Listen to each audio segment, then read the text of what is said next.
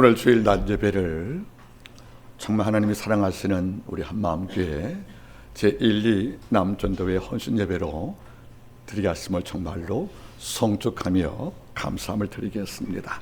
정말로 고맙습니다. 오늘 함께 나눌 주의 말씀은 기둥 같은 성도로 초대받았습니다. 여러분을 축하합니다. 이런 제목을 갖고 하나님 말씀을 함께 나누겠습니다. 미국 극작가 유넬 오닐의 작품 가운데서 과거에 언급을 했던 나사로는 웃었더라는 그 작품이 있습니다.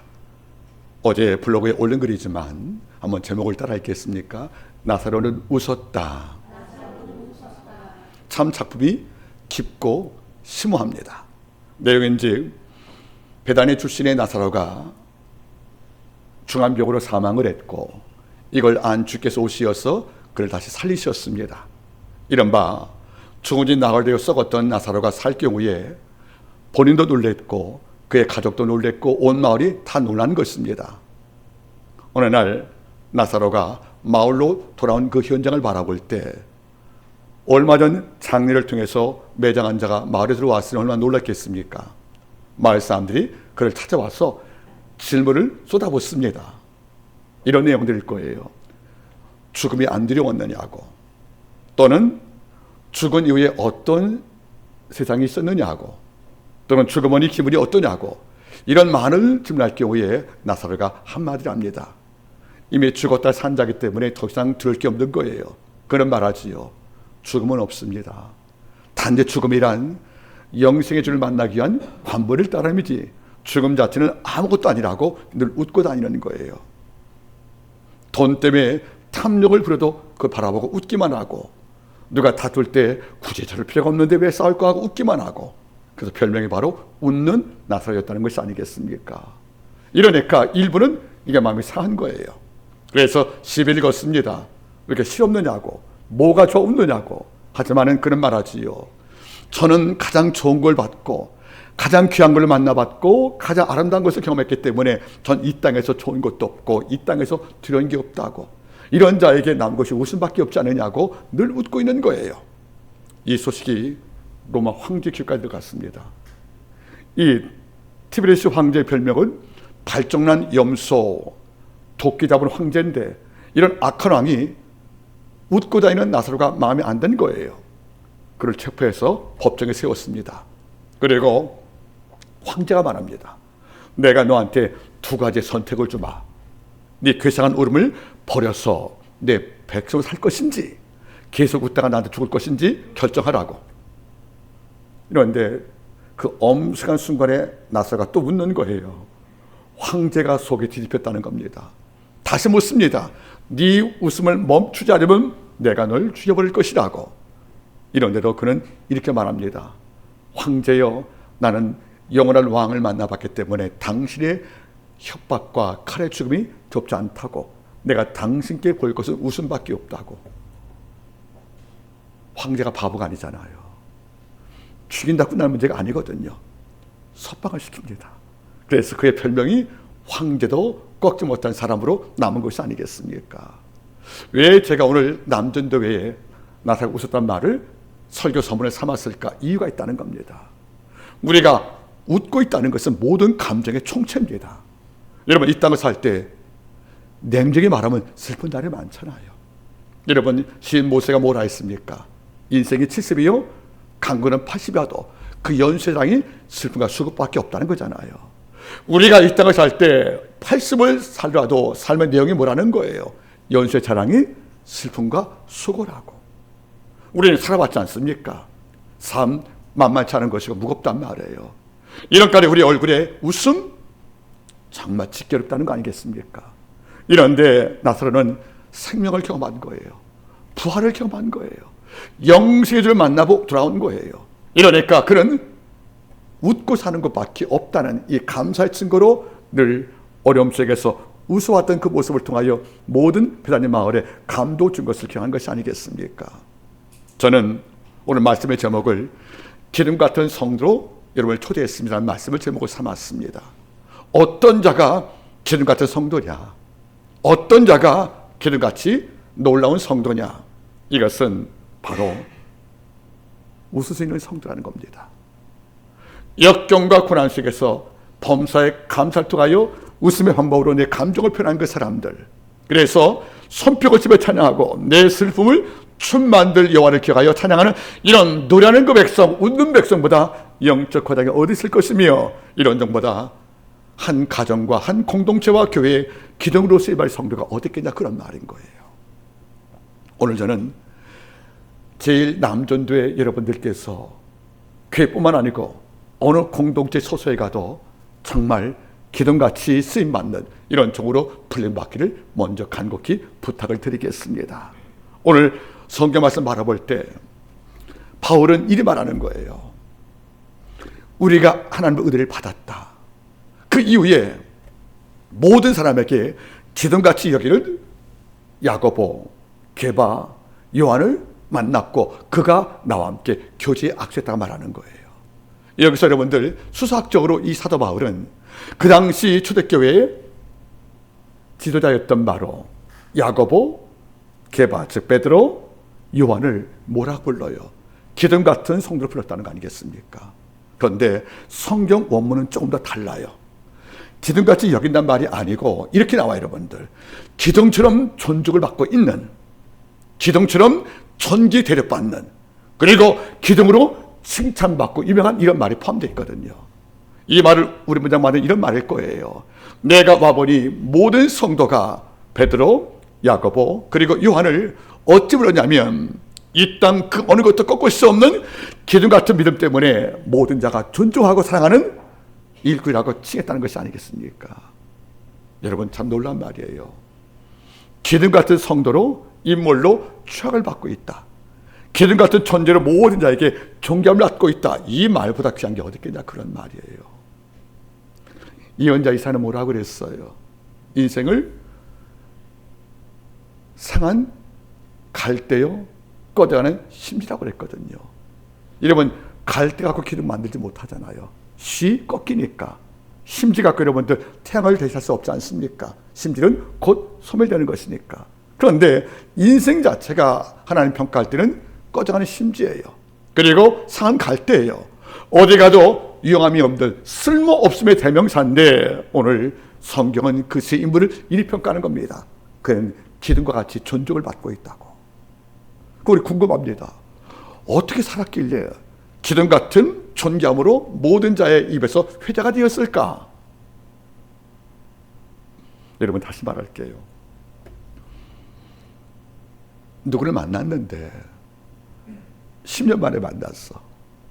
근데 모든 친구가 이구동성으로 똑같이 말한다. 넌 변한 게 하나도 없어. 이게 칭찬이에요, 욕이에요? 칭찬 같기도 하고 욕 같기도 하잖아, 그렇죠? 이건 각자에 따라 다른 거예요. 어릴 때부터 신실하더니 지금도 신실하구나, 이거 칭찬 아니겠습니까? 이런데 어릴 때도 바보더니 지금도 바보라고. 이런 자는 기둥으로 인정받지 못하는 거예요. 어떤 자 기둥이겠습니까? 처음도 선인데 지금도 선인 거예요. 어떤 자가 기둥으로 이어받습니까? 처음도 뜨거운데 지금도 뜨거운 거예요. 그리고 어떤 자가 지금도 기둥으로 인칭받겠습니까? 그때도 불감에 던져 들어가던 지금도 불감을 주지 않는 인물이라고. 쉽게 말하면 한결같이 선한 쪽으로 그 자가 영을 지켜왔을 경우에 이런 인물을 평가할 때 우리는 뭘 하는 것입니까? 바로 슈틸로스, 안드로포스, 기둥 같은 인물로 평가하는 것이 아니겠냐, 그런 말인 거예요. 저희 교회 제가 사랑하는 제1, 2 남전도에 우리 벗들을 볼 때마다 좀 마음이 참 즐겁답니다. 비록 소수의 인물이지만은 개인 하나하나가 정말로 신실하고 정직하고 그리고 항상 스테이지에 꾸준한 이런 마음을 갖고 유지해왔기 때문에 오랜 세월 동안에 제 마음에 큰 기쁨이라고 저는 고백을 하고 있습니다.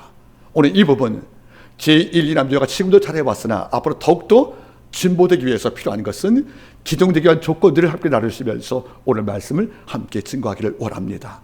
첫 번째 교훈, 어떤 자들을 유대인들은 기둥 같다고 말했는가, 이걸 묻고 싶은 거예요. 유대인들이 여러분들 기둥 그러면 긴장하는 것입니다. 유대인들은 기둥이라는 말을 아무나 붙이는 호칭이 아니라는 거예요. 왜냐하면 우리가 기둥할 경우에 제일 먼저 어떤 말이 떠오릅니까? 어떤 사건이 떠오르는 거예요. 우리는 열왕기상 7장에 근거하는 솔로몬의 두 성전 기둥을 볼 수밖에 없다는 거지요. 여러분, 솔로몬의 두 성전 기둥 이름이 어떤 것이었습니까?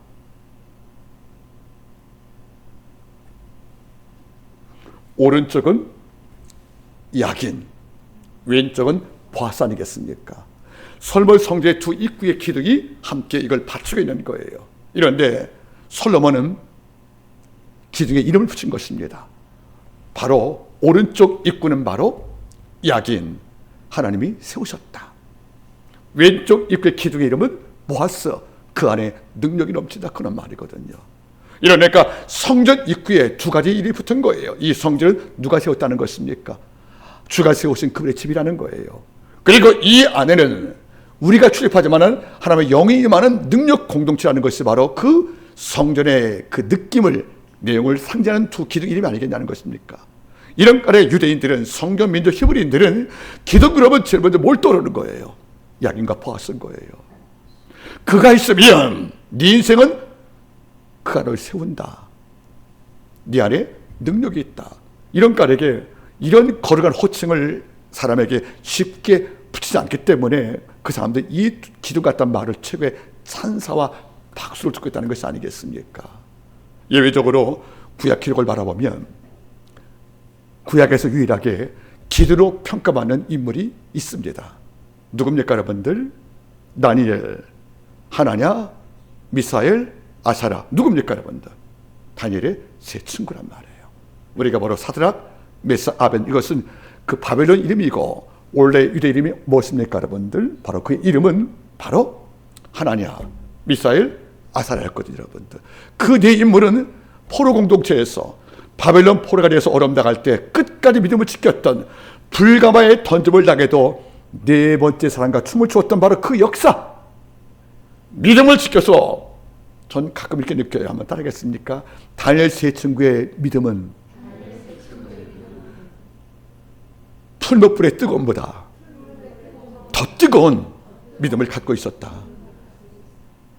풀불의 그 당시에 뜨거움이 7배였잖아요. 평소보다. 이 뜨거움이 세 친구의 믿음을 삼키지 못한 거예요. 더 그 뜨거움으로 이 불을 삼켜버린 것이 아니겠습니까? 이런 까지 유대인들은 고난 가운데 끝까지 줄 참여했던 바로 세 친구, 하나냐, 미사일, 아사라, 이 세 친구를 뭐라 부른 것입니까? 바로 기둥같다 불렀다는 것이 아니겠습니까? 또 한 가지가 있어요.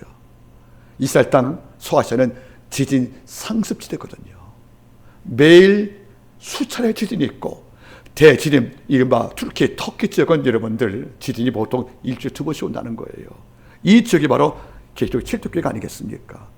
그러니까 이스라엘 백성은 지진이 두려운 거란 말이에요.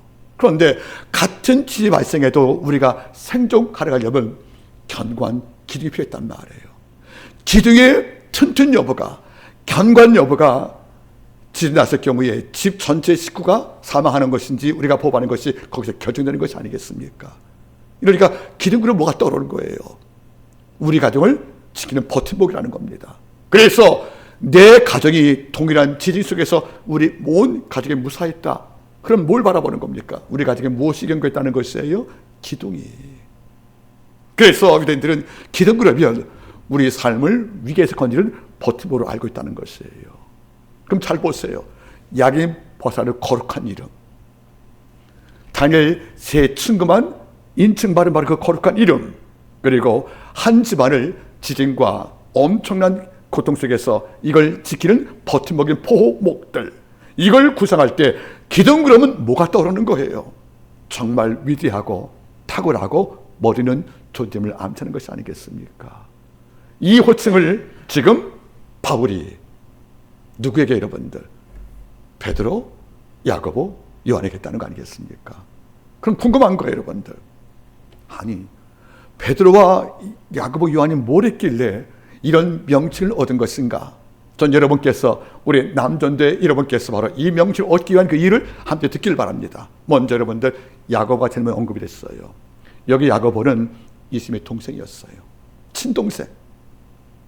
그는 마가복음 3장을 받았을 경우에 주가 말씀을 증거할 때 주를 이해를 못해서 미쳤다고 오해했고 그를 집으로 데려가려고 선봉의 선자가 바로 야고보 아니겠습니까? 예수를 육으로 할 경우는 우리 형이에요. 그래서 하나님 나라를 설교하는 형이 못마땅했어요. 그래서 남들이 네 형 미쳐서 그러니까 이거 통주해서 주님을 데려가려고 찾아온 것이 아니겠습니까? 다시 말하면 이런 말일 거예요. 정신병원에 넣기 위해서 자기 식구를 데려가는 거, 이거 별반 차이가 없다는 거예요. 그런데 부활한 예수를 봤어요. 내 형이 메시아였어요. 이런 순간에 형을 알아보지 못하고 형을 육지로 알고 하나님의 아들을 못 봤던 이런 고통 때문에 야고보가 엄청나게 울었답니다. 그걸 참여했답니다. 그래서 회심해서 교회에서 일꾼 되었고 그가 쓴 성경이 바로 야고보서가 아니겠습니까? 그는 얼마나 많이 기도했으면 무릎이 약대 무릎이라고 그가 앉은 자리에 바닥에 파였다는 거예요. 그래서 기록은 말하는 거죠. 야고보는 교회를 끌어갈 경우에 약대 무릎이었다. 그가 엎드린 자리가 파였는데 그 파인 자리의 의미는 두 가지였다. 하나는 예수를 미쳤다고 믿고 그를 데려갔던 과학에 대한 참회, 그리고 온 교회가 복음을 증가하는 영적 공동체가 되기 위해서 울었던 바로 그 눈물이 바로 야고보였었고 그의 별명이 눈물의 사도가 아닙니까? 이거를 바로 기억을 한 거예요. 그에게 뭘 붙였어요, 여러분들? 바로 당신 기둥이라는 말을 붙인 겁니다. 두 번째가 게바 메드로입니다. 우리 알잖아요. 주님을 몇 번 부인했어요? 3번 부인, 한 번도 아니에요, 여러분들. 이건 용납될 수 없는 큰 범죄인데 닭의 울음을 듣고, 물론 주의 경고지만 연상되어서 통고했단 말이에요. 그 다음에 주께서 요한복음 20장에 다시 불렀잖아요. 우리 같으면 여러분들 예수를 3번 모른다, 나 살려고 예수 부인했던 이런 자를 예수가 부를 때 우리 감히 갈 수 있겠어요, 여러분들? 못 가거든요. 그런데 주께서 부를 때 그는 가져갔고 그 뒤에 제 소명을 입어서 죽을 때까지 다른 한 번도 예수를 모른다 하지 않고 살아가고 전설에 하면 십자가에 거꾸로 사망을 했던, 순교했던 이런 종 아니겠냐는 거예요.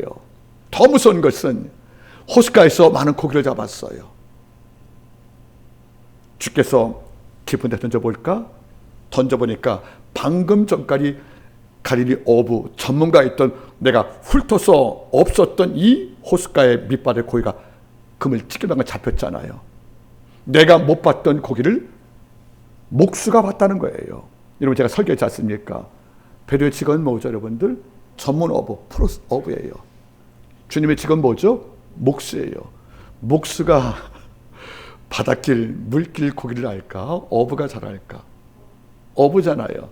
그러면 적당히 교만한 어부라면 목수가 와서 깊은 데 금을 던져봐 할 경우에 이걸 듣겠습니까? 안 듣죠. 우리 말대로 이게 네가 전문인데 네가 뭘 알아? 이거 안 되겠습니까?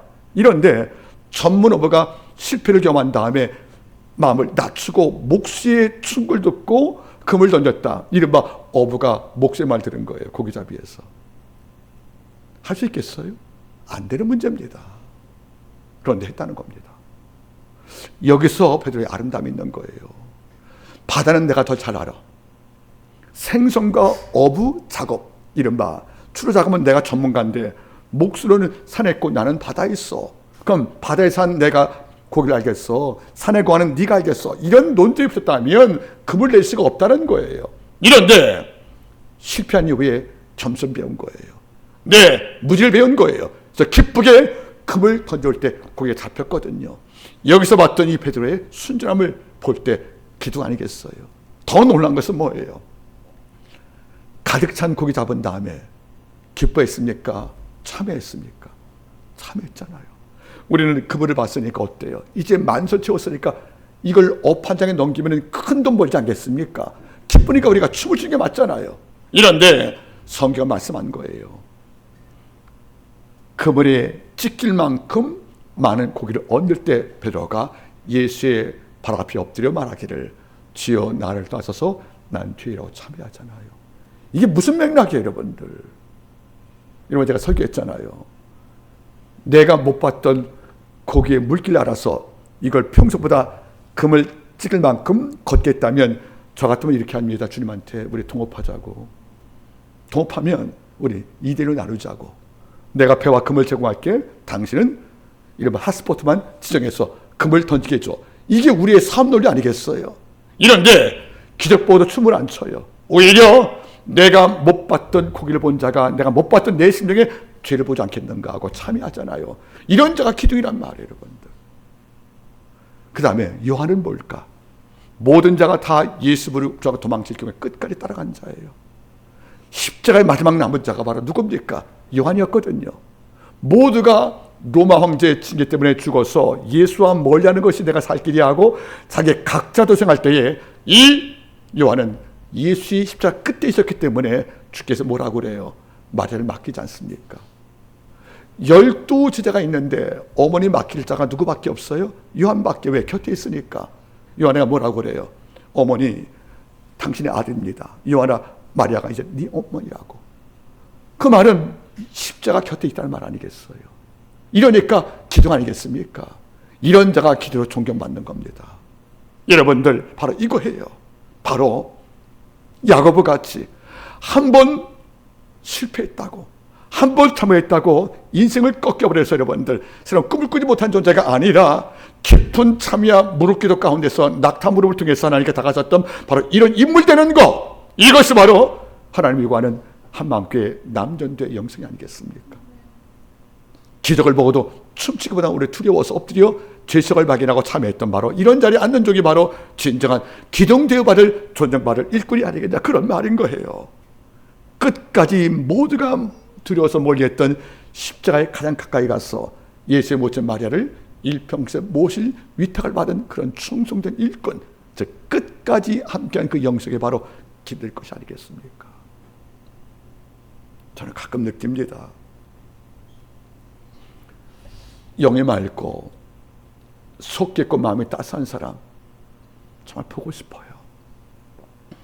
오늘날 목회자도 목회 기술자란 있지, 목회자 같은 분에 마치 윌리엄 소리의 말대로 현대 사회는 철학 교수 있지만은 철학자가 없는 것처럼 현대 교회도 마찬가지예요. 능숙된 종교 전문가는 많아도 참 신도가 드문 것이 오늘 현실 아니겠냐는 것입니까? 비록 우리는 작은 정말 소수의 남존재 일꾼들입니다. 전 여러분들이 베드로, 야고보, 요한처럼 모든 자에게 특출된 기둥으로 존경받기를 부탁을 드리겠습니다. 두 번째 뭘 볼까? 그러면 기둥으로 존중받기 위해서 무엇이 필요할까 하는 문제예요. 따라서 여러분들, 기둥되기 위해서 가장 필요한 것은 흔들리지 않아야 된다. 여러분, 기둥은 바치는 거잖아요, 그렇죠? 건물을 바치든 여러분들 궁지를 바치든 간에. 그런데 기둥이 견고히 뿌리 못 내려 흔들리면 의미가 없다는 거죠. 기둥은 엄청난 지진과 해일 속에서도 외벽에서 엄청난 물이 밀려와도 지붕과 창문으로 날아갈지 몰라도 기둥은 그 자리에 곳곳이 남아 있거든요. 즉 어떤 위풍과 위압이 와도 이 기둥은 그 자리에서 한 곳만 바라보고 어깨로 이 건물에 받치면서 흔들림 없이 오랫동안 죽을 때까지 버티는 것이 바로 기둥의 역할 아니겠습니까? 기둥 같은 일꾼은 흔들림이 없다는 겁니다. 기둥 같은 일꾼은 어떤 위압이 오고 연단과 고난이 와도 이 자리에서 뿌리 뽑힐 때까지 버티고 견디고 흔들림 없는 경감을 남는 것이 바로 기둥이 아니겠냐, 그런 말이에요. 저는 속담 비트를 가끔 좋아하는데 우리 속담 가운데 좀 잔인한 속담이 있죠, 여러분들. 따라하겠습니까? 못 먹는 감 찔러보긴 해라. 이게 사실 나쁜 속담이에요, 여러분들. 그래서 원래 의미는 뭐예요? 내가 먹지 못할 감이에요. 그러니까 내 것이 아닌 거예요. 남도 못 먹게 하려고 뭐 하는 겁니까? 푹 찌르고 심통 부리는 거 아니겠어요, 여러분들? 그런데 이거 거꾸로 볼까, 여러분들? 따르겠습니까? 한마음교회 기둥 같은 우리는 못 먹는 갑이 되자. 이게 무슨 말일까요, 여러분들? 복음을 대적하고 십자가의 원수를 악한 마귀는 무엇같이? 우는 사자같이 우리를 뭐 하려고 그래요? 삼키려 하거든요. 근데 우리는 못 먹는 거죠. 우리가 못 먹는 감되는 거예요, 여러분들. 얼마나 멋집니까, 여러분들? 전 여러분이 쉽게 먹임을 당하는, 그리고 쉽게 먹을 수 있는 이런 약한 성도를 원치 않는 거예요. 정말 작은 유골조도 넘어지고 작은 문제에 쓰러지고 작은 고통에도 한숨 쉬고 원망하는 이렇게 영성을 갖고 있다면 우는 새라 같은 마귀가 우리 삼킬 때 이런 꽃감으로 잘 먹지 않겠어요, 여러분? 이런데 흔들림이 없는 거예요. 유혹을 주어도 끄떡없는 거예요. 그리고 어떤 핍박을 주어도 이 자리에서 믿음을 지키는 거예요. 근데 뭐라고 그래요? 이거 못 먹을 까면이에요.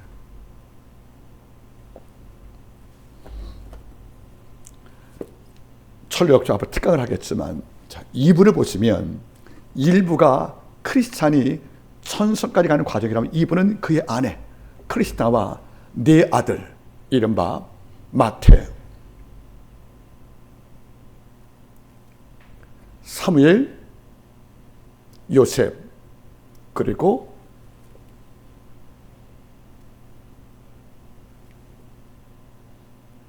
요셉, 야고보, 이 네 아들과 함께 떠나는 거예요.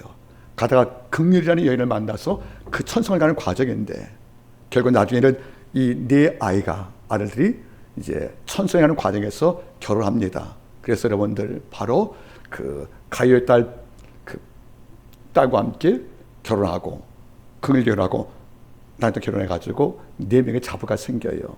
그래서 여러분들 네 아들과 함께 크리스타 그 여성과 함께 또 네 며느리가 함께 모두 10명 정도가 이제 천성에 가고 있는데 바로 천성 앞에 이른바 뭐가 있냐면 뷸라의 땅이 있어요. 기쁨의 땅. 그 전에 마법의 땅이 있거든요.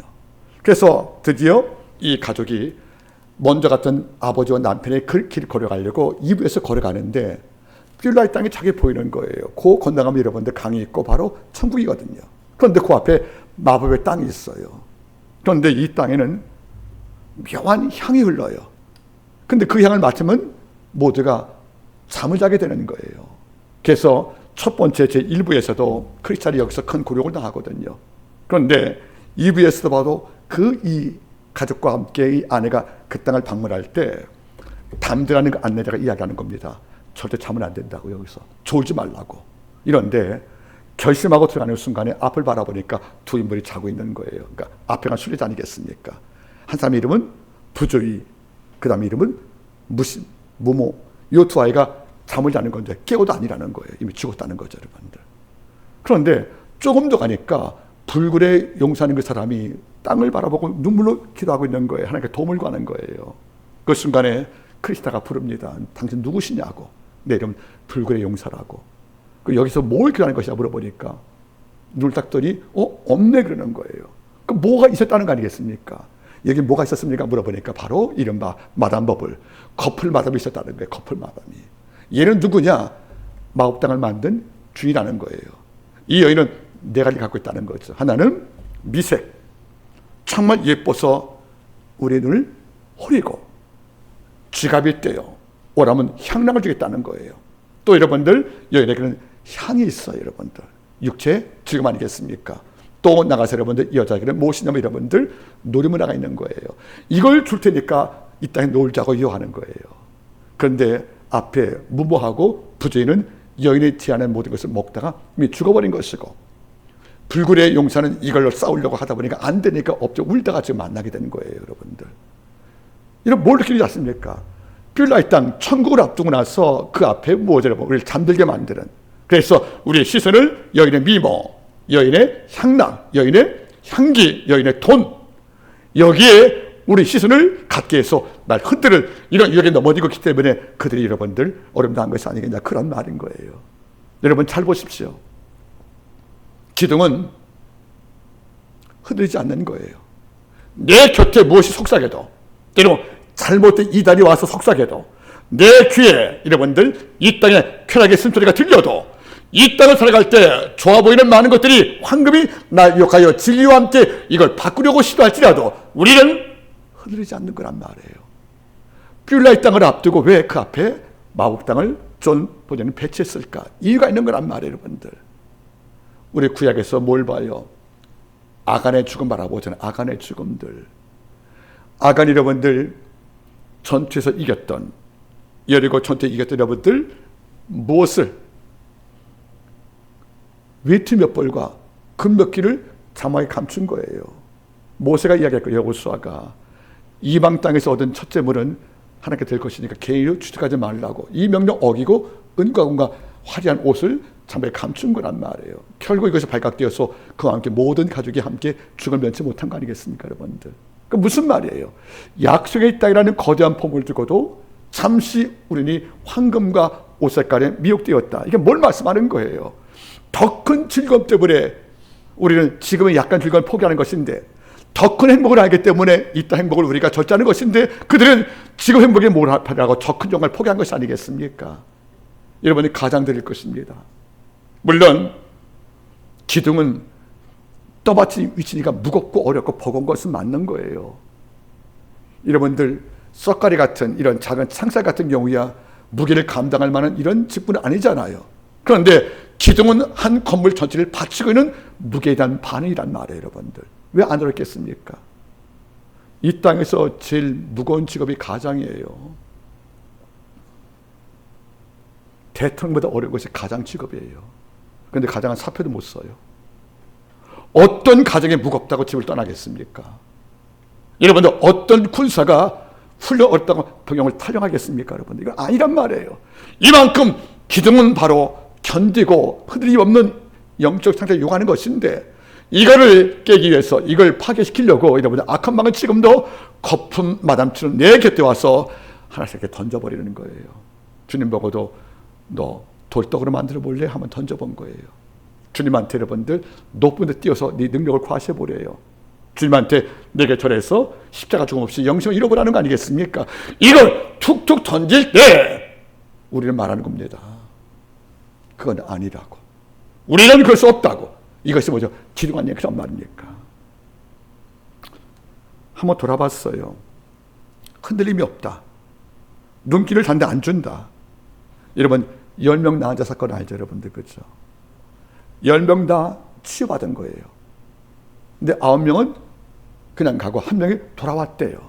전 이게 쉽지 않다고 보는 거예요. 열의 9이 문둥병에서 치료를 받고 나서 마을로 갔는데 1명은 돌아왔다. 그러면 1명이 볼 때 어떤 마음이겠습니까? 아니 9명이 나하고 반대 길로 마을로 갔고 나 혼자 돌아가? 이게 9대1 싸움이거든요, 여러분들. 그러면 9명이 갈 때 마음에 흔들림이 없었을까? 나도 그냥 따라갈까? 왜? 이게 예수께서 우리 마을로 나 보낼 때 안수기도 한 적이 없단 말이에요. 그러니까 가다가 병 난 것이 우연이라고 생각할 수 있는 거 아닙니까? 병이 낫고 들어간 게 아닌 거예요. 가다가 병 났으니까. 그러면 안수라도 하고 들어갔으면 내 병 난 것이 예수 이름을 고백할 수 있겠지만 이런 일이 없었잖아요. 그냥 가다가 병 났으니까. 그러니까 순종을 통한 기적은 맞는데 본인 볼 때는 뭡니까? 주께서 내게 해준 게 아무것도 없단 말이에요. 안수했어요? 기도했어요? 금식했습니까? 이게 없잖아요. 그냥 가라 했단 말이에요. 그러니까 9명도 그림 믿고 간 거 아니겠습니까? 1명 돌아갈 때 어떤 마음이겠습니까? 흔들렸으면 그래, 이건 우연히 하고 따라갈 수밖에 없다는 거죠. 그때 마음을 지키고 돌아왔기 때문에 이건 주가 하신 것이 하고, 마음을 지키고 흔들렸기 때문에 주께 올 때 여러분들 영육 구하는 것이 아니겠습니까? 여호수아 갈등 바라보세요. 민수기 10장 이하에서 정탐꾼을 파송시키기 위해 10지파가 몰아보고 했던 겁니까? 그 땅은 우리 산길 땅이다. 거기는 장단 거민이 산다. 우리는 메뚜기다. 이랬단 말이에요. 이걸 10지파가. 그러면 칼렙 여호수아가 마음이 흔들렸으면 사실 본 거 맞지 않습니까? 그러면 그들도 함께 똑같이 보고 안 했겠어요?